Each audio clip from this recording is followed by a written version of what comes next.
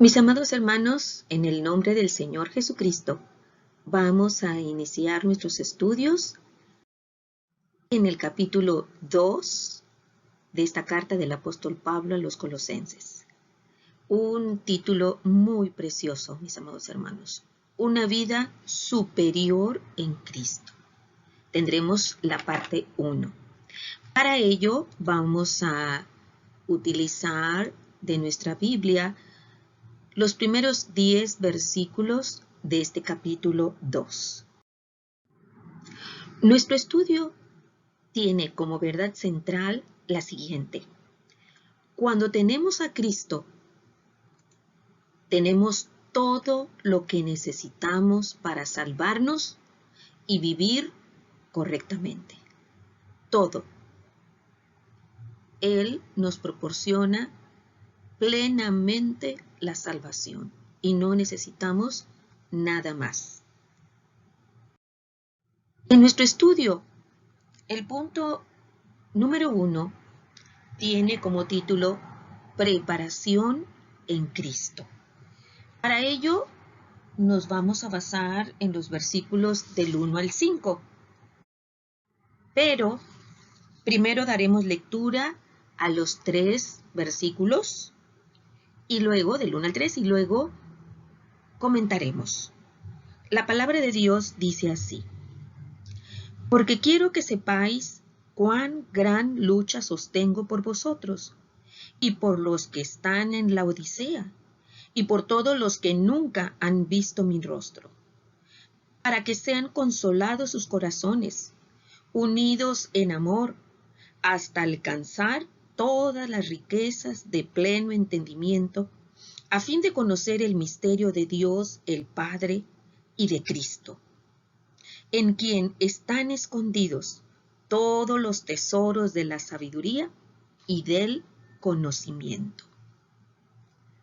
El trabajo de amor de Pablo, que fue uno de los últimos puntos que pudimos estudiar en el capítulo 1,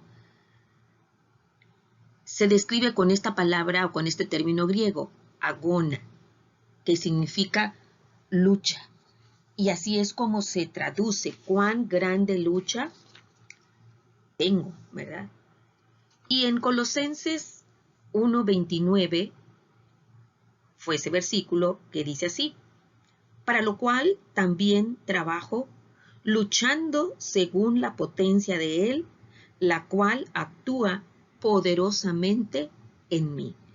Entonces era una lucha, ¿verdad?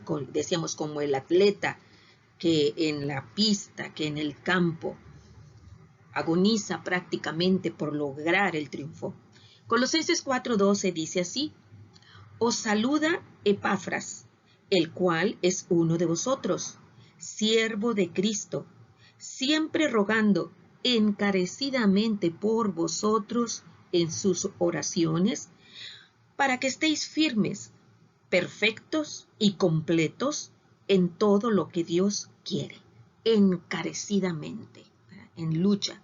Entonces, ese trabajo de amor de Pablo no estaba limitado a los que él personalmente conocía, sino que se extendía a todos los que nunca habían visto su rostro. El apóstol Pablo estaba consciente de que muchos a los cuales él había predicado en esos hogares que visitó en las ciudades durante su primero, segundo y tercer viaje misionero, ellos a su vez fundaron otras iglesias. Entonces, ese trabajo de amor, esa preocupación del apóstol Pablo en oración, se extendía a estos cristianos. Esta es una clara indicación de que Pablo no había fundado esta u otras iglesias en el Valle del Lico. A este respecto les quiero mostrar en este mapa, hermanos, cómo la ciudad de Colosas, que está aquí señalada en este punto, y la ciudad de la Odisea, que está aquí separada aproximadamente 17 kilómetros de la ciudad de Colosas, ambas estaban a la ribera de este río que así se llamaba, Licos o Lico, ¿verdad? Lico. y que era un valle fértil, como pueden ver el color verde con que en este mapa lo iluminan, asiento de esas ciudades desde aquellos tiempos, ¿verdad? Entonces Colosas y Laodicea estaban en ese valle del Ico. La mención de Laodicea, de esta ciudad muy cercana, muestra que la herejía había llegado a ella también, a la iglesia de Laodicea, aunque quizá se había concentrado en Colosas. Por eso la preocupación de Epafras, el pastor que estaba en esa iglesia de Colosas, para ir a buscar el apoyo, la orientación del apóstol Pablo. El propósito declarado de Pablo era que pudieran ser consolados sus corazones y estuvieran, de acuerdo a lo que leímos en el versículo 2, dice, unidos en amor, para que estuvieran unidos en amor. La confianza y la fuerza de convicción en la verdad, así como la unidad, producen una completa comprensión de esta verdad. El pleno entendimiento, léase en griego sineseos o discernimiento, el completo discernimiento es el resultado de una completa entrega. Y este entendimiento, este discernimiento, gira alrededor de Cristo. Es el Señor Jesucristo el centro de ese discernimiento.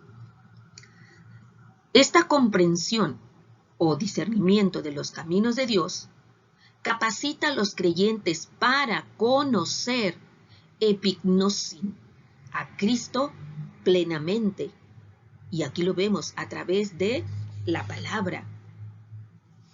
Cristo, como en el versículo 2 se menciona el misterio de, en el versículo 2 dice, el misterio de Dios. Revela al Padre, da a conocer al Padre y al hombre. Juan 1:18 dice así, a Dios nadie le vio jamás.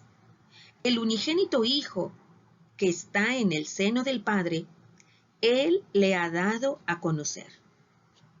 Y en Hebreos 1, 2 y 3 complementamos esta idea porque dice, en estos postreros días nos ha hablado por el Hijo, a quien constituyó heredero de todo, y por quien asimismo hizo el universo, el cual, siendo el resplandor de su gloria y la imagen misma de su sustancia, y quien sustenta todas las cosas con la palabra de su poder, habiendo efectuado la purificación de nuestros pecados por medio de sí mismo, se sentó a la diestra de la majestad en las alturas. Aquí nos revela al Padre y al hombre. Dice, porque en él, de acuerdo al versículo 3, están escondidos todos los tesoros de la, completamos hermanos, sabiduría y del conocimiento. Miren, mis amados hermanos, esta lección la podemos dividir en dos mitades. En esta, que es la primera mitad, todavía es o está tocando el punto de la lección pasada, de exaltar al Señor Jesucristo. Por eso estamos leyendo que el apóstol Pablo le llama el misterio de Dios, que da a conocer al Padre, y que en el Señor Jesucristo está escondida todos los tesoros de la sabiduría y del conocimiento. Y eso lo podemos encontrar basados en el versículo 26 del capítulo 1, que dice, el misterio que había estado oculto desde los siglos y edades, pero que ahora ha sido manifestado a sus santos. El conocimiento, vamos a desarrollar estos dos términos. En Cristo están escondidos esos tesoros. Amados hermanos, ustedes recordarán que antes de regresarnos al Nuevo Testamento para estudiarlo, estuvimos concentrados casi un año o más en el libro de Proverbios, donde se menciona la sabiduría. Entonces, esos tesoros nos fueron dados a conocer gracias al Señor Jesucristo, ¿verdad? Entonces, dice, el conocimiento es la aprehensión, el tomar, el tener la verdad. Y la sabiduría es su aplicación a la vida. Así que aquí no tiene nada que ver la inteligencia, sino que cuando hablamos de que alguien es sabio, es aquel que tiene el conocimiento de la palabra de Dios, por ejemplo, en el libro de Proverbios, y lo sabe aplicar a cada situación de la vida, para resolución de problemas, para brincar dificultades, para quitar obstáculos, ¿verdad? El conocimiento es poseer un juicio prudente y la sabiduría es la acción prudente. Entonces, Dios nos da la sabiduría, Dios Hijo, el Señor Jesucristo. Esa sabiduría nos hace pensar correctamente, nos hace actuar correctamente, porque nos desarrolla en el corazón sentimientos correctos, ¿verdad? Entonces, el conocimiento de la palabra de Dios nos permite actuar prudentemente. Ambos, el conocimiento y la sabiduría, se encuentran en Cristo. Esto lo afirma Romanos 11:33, cuando exclama el apóstol Pablo: «Oh profundidad de las riquezas de la sabiduría y de la ciencia de Dios! Cuán insondables son sus juicios e inescrutables sus caminos». Y en 1 Corintios 12:8, que es un capítulo que habla acerca de los dones espirituales, dice: «Porque a este es dado por el Espíritu palabra de sabiduría, a otro palabra de ciencia según el mismo Espíritu». Entonces, estamos viendo que ambos están en el Señor Jesucristo. Dice, cuya sabiduría es necesaria para el mundo. Así lo afirma la primera carta a los Corintios 1, 21 al 25. La sabiduría es necesaria para el mundo. Esta porción bíblica dice así: «Pues ya que en la sabiduría de Dios el mundo no conoció a Dios mediante la sabiduría, agradó a Dios salvar a los creyentes por la locura de la predicación. Porque los judíos piden señales y los griegos buscan sabiduría, pero nosotros predicamos a Cristo crucificado. Para los judíos, ciertamente tropezadero, y para los gentiles, locura. Mas para los llamados, así judíos como griegos, Cristo, poder de Dios y sabiduría de Dios. Porque lo insensato de Dios es más sabio que los hombres, y lo débil de Dios es más fuerte que los hombres». Entonces, esta sabiduría es necesaria para el mundo. Pero Él, Cristo, es el poder de Dios por el cual el creyente recibe, de acuerdo a 1 Corintios 1:30, dice así: «Mas por Él estáis vosotros en Cristo Jesús, el cual nos ha sido hecho por Dios sabiduría, justificación, santificación y redención». Entonces, nosotros no tenemos que buscar fuentes de sabiduría o que alguien venga y nos la dé. La encontramos en la palabra de Dios.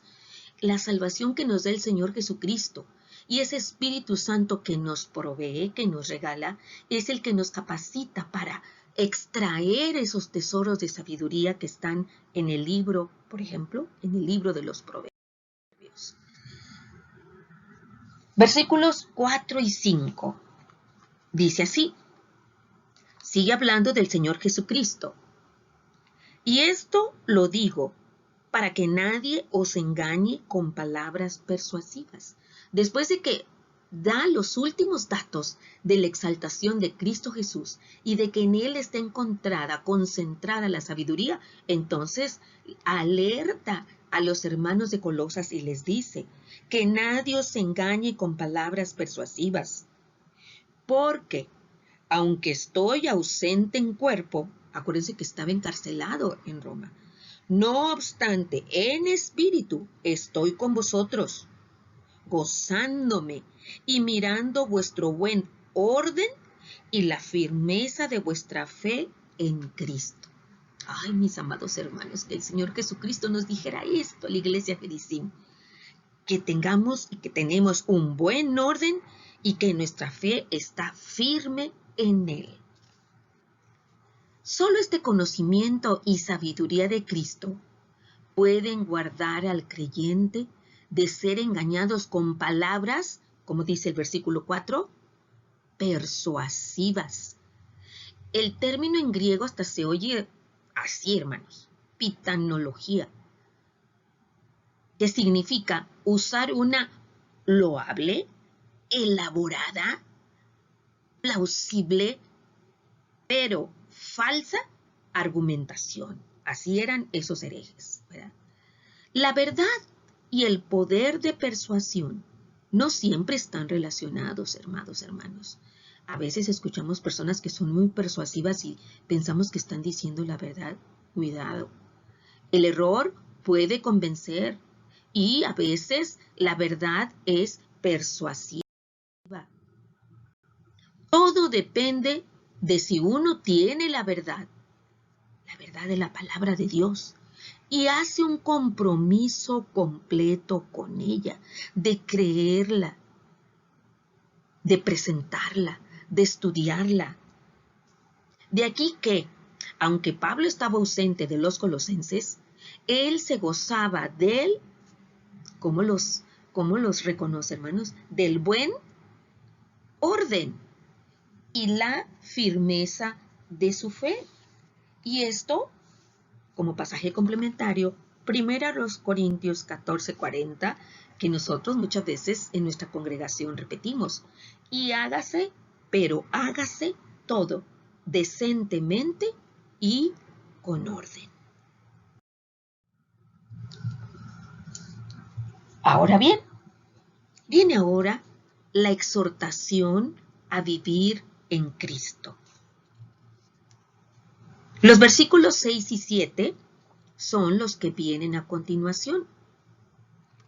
Estos versículos dicen así: por tanto, de la manera que habéis recibido al Señor Jesucristo, andad en Él, vivid con Él, arraigados y sobreedificados en Él, y confirmados en la fe, así como habéis sido enseñados, abundando en acciones de gracias.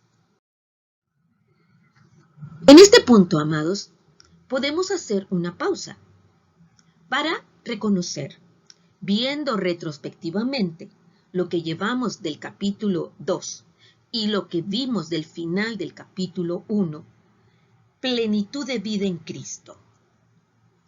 Estos versículos que acabo de leer concluyen el argumento que Pablo inició en el capítulo 1, versículo 15. El punto que expone puede resumirse así: la exaltación divina pertenece a Cristo y solo a Él. Lo vimos en los versículos 15 al 20. En Él se encuentran la reconciliación con Dios, leído en el capítulo 1, versículos 21 al 23. La revelación del misterio de Cristo. ¿Se acuerdan ustedes? La iglesia. Capítulo 1, versículos 24 al 27. La madurez de los creyentes. En el capítulo 1, versículos 28 y 29. Y su preparación. ¿Cómo se prepara la maduración de los creyentes? ¿A través de qué? A través de la sabiduría que acabamos de nombrar en estos primeros 5 versículos. Por lo tanto, Los creyentes deben seguir viviendo en Él. Debemos seguir viviendo en Cristo. La vida cristiana prosigue tal como principió, tal como se originó. Así es lo que dice el apóstol Pablo con esta frase.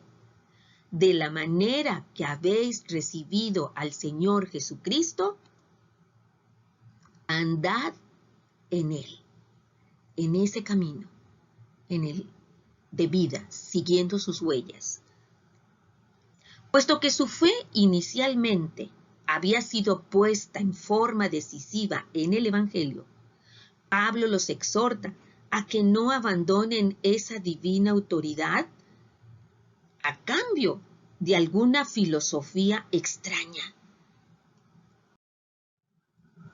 Porque con esas raíces divinas, porque dice firmemente arraigados, que surgieron en el pasado, cuando conocieron el Evangelio, ellos podían continuamente ser, de acuerdo al versículo 7, hermanos, sobre edificados en Él. Cristo como fundamento y nosotros fundamentando, formando el edificio. Y confirmados en la fe, leyendo la palabra, nutriéndose de la palabra. Si lo hicieran, no serían llevados de aquí para allá por cualquier viento de doctrina. Esta frase de viento de doctrina lo habíamos estudiado en Efesios capítulo 4, versículo 14, donde Pablo exhorta a la iglesia de Éfeso para que ya no seamos niños fluctuantes, llevados por doquiera de todo viento de doctrina, por estratagema de hombres que para engañar emplean con astucia las artimañas del error. Entonces, bien conocedores de la palabra de Dios, de la infalible palabra de Dios, podemos resistir esos vientos de doctrina que por oleadas van llegando. Y no somos exentos nosotros, la Iglesia de Cristo del siglo XXI. A medida que los creyentes son sobreedificados en Cristo, llegan a ser como más agradecidos y seguirán abundando en acciones de gracias. Cada vez valoraremos más la palabra de Dios, al Espíritu Santo que es nuestro Maestro, a los hermanos que forman nuestra congregación, a los siervos que nos dan la palabra. Daremos gracias, acciones de gracias. Ahora pues, si nuestro estudio se titula Una vida superior en Cristo, repasemos la deidad que habita en Cristo para que entendamos por qué la vida que tenemos en Él es superior. Para esto, mis amados hermanos, primero leeremos el versículo 8. Aquí empieza la alerta del apóstol Pablo a la iglesia de Colosenses, a los colosenses, para que distingan a esos herejes que estaban atacando la iglesia. El 8 dice, mirad que nadie os engañe por medio de filosofías y huecas sutilezas, según las tradiciones de los hombres. Tradiciones de los hombres. Tomaban el Antiguo Testamento estos herejes y querían colocarlos como carga sobre los creyentes de Colosas. Dice, conforme a los rudimentos del mundo, y acuérdense que el mundo es uno de nuestros enemigos, y no según Cristo. Pablo estaba preocupado de que algún falso maestro fuera a cautivar, entiéndase, a hechizar, a esclavizar a los creyentes colosenses por medio de filosofías y huecas sutilezas. Aquí Pablo escribe contra la falsa filosofía. Una filosofía falsa del maligno, que venía de Satanás. En la realidad era mundana, calificada como sensual por los sentidos y diabólica. ¿Por qué? Porque apartaba al creyente de fijar su mente y su corazón en Cristo. Entonces, así como la Biblia habla también contra la falsa religión, Santiago 1:26 así lo dice. En estas citas dice: si alguno se cree religioso entre vosotros y no refrena su lengua, sino que engaña su corazón, la religión de tal es vana, hueca, falsa. La filosofía falsa, exclusiva de Colosas, era hueca. Así como ven ustedes, esta no es, mis amados hermanos, hueca. Kenés, vacía. Usamos también nosotros en nuestro lenguaje vana, ¿verdad? Engañosa. Estaba basada en las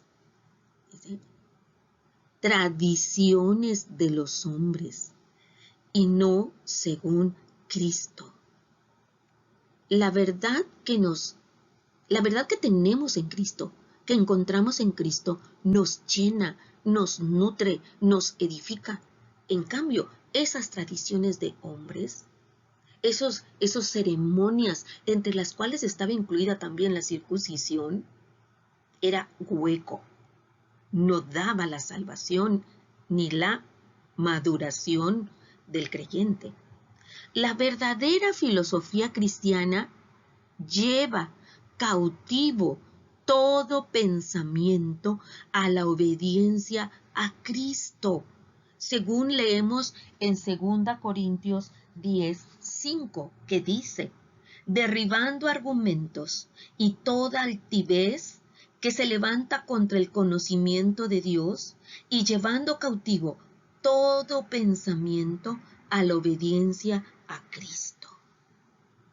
Entonces, esa sabiduría cristiana encontrada en cada pasaje bíblico nos lleva a preguntarnos: Señor, ¿qué quieres que yo haga? La filosofía literalmente significa amor a la sabiduría. Pero si alguien ama a la sabiduría que no es de Cristo, como le ocurrió a los colosenses, y Cristo, lo acabamos de leer, es la suma de toda sabiduría. Si no, lea otra vez el versículo 3.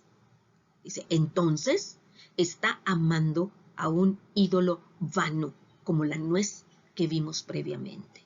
Entonces, en Cristo está concentrada la sabiduría. Hay persona, aquella que está concentrada en lo hueco, en lo vano, siempre está aprendiendo y nunca puede llegar al conocimiento de la verdad.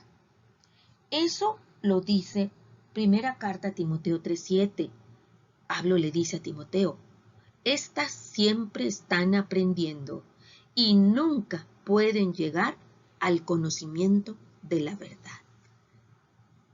Esta clase de filosofía, la maligna, la diabólica, se basa en los rudimentos del mundo.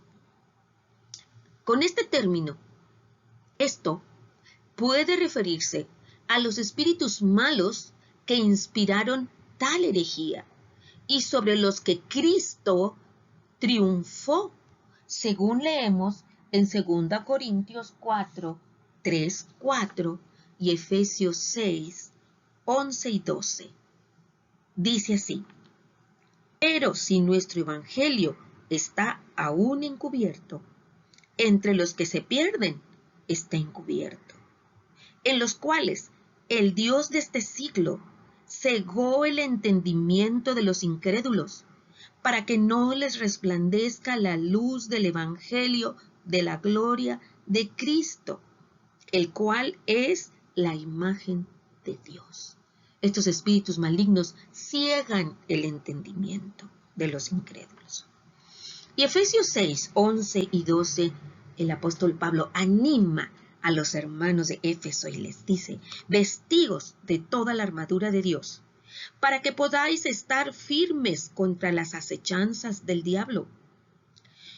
Porque no tenemos lucha contra sangre y carne, sino contra principados, contra potestades, contra los gobernadores de las tinieblas de este siglo, contra huestes espirituales de maldad en las regiones celestes. Ellos ya están vencidos, pero su tiempo de encierro aún no ha llegado y están sueltos.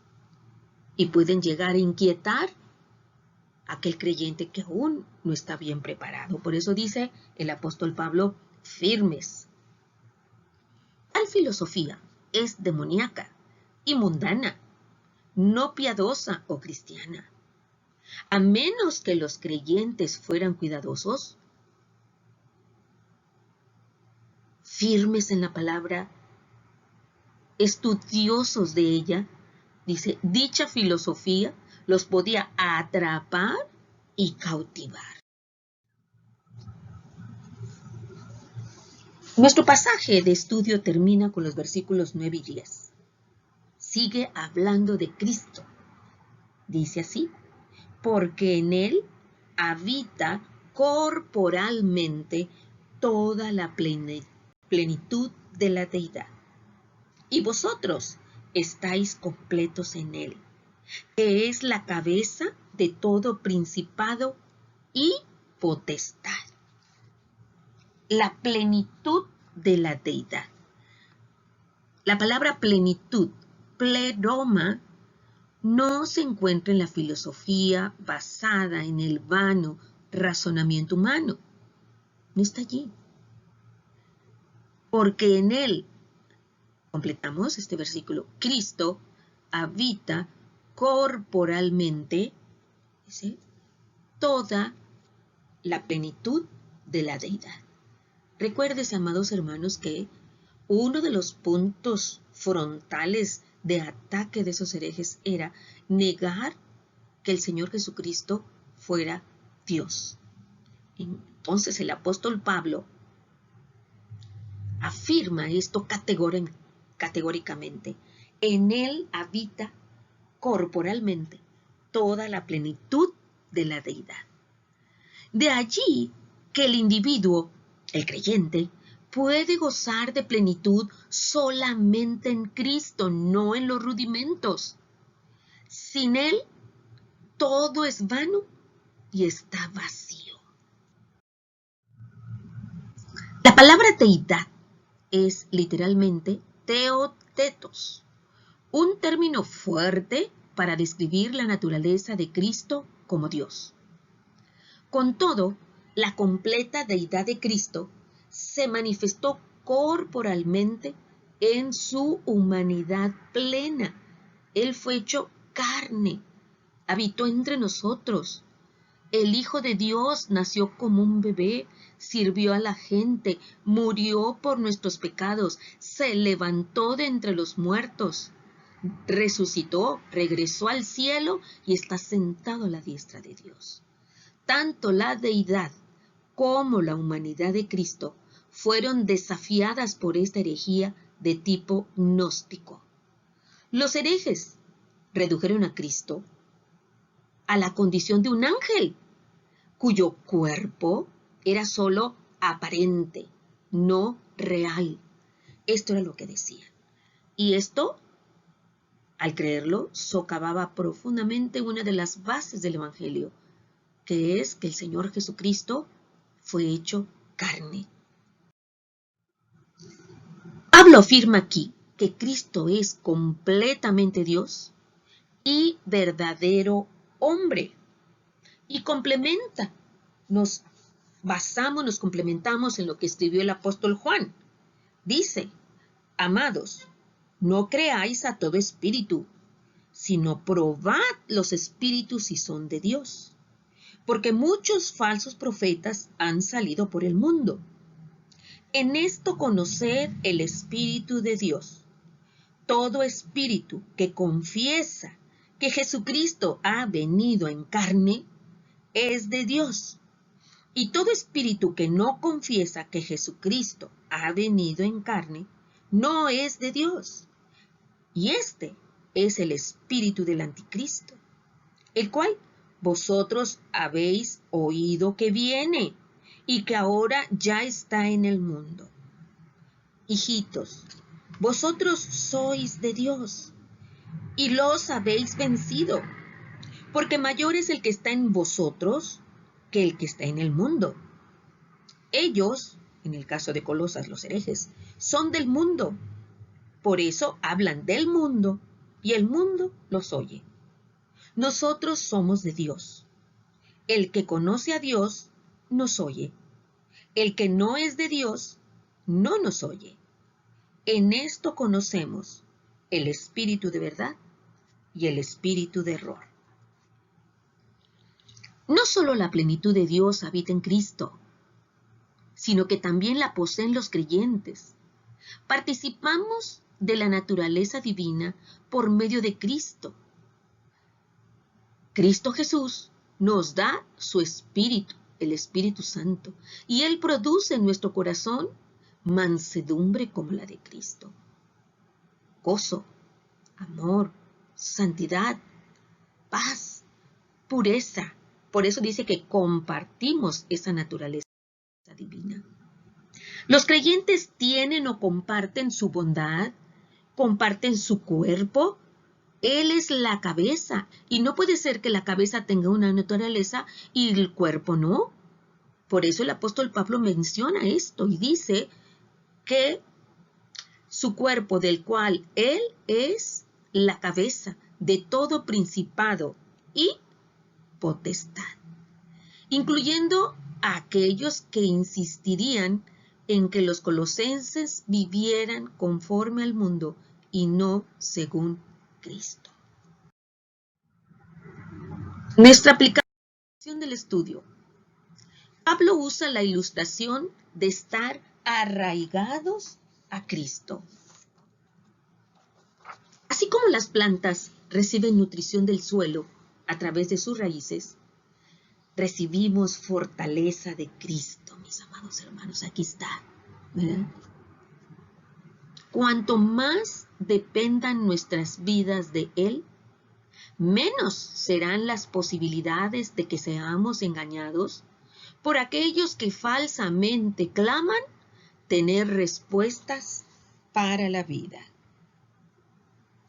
Entonces, mis amados hermanos, debemos estar arraigados en Él, como lo vimos precisamente cuando estudiamos la carta a los Efesios en el capítulo 3.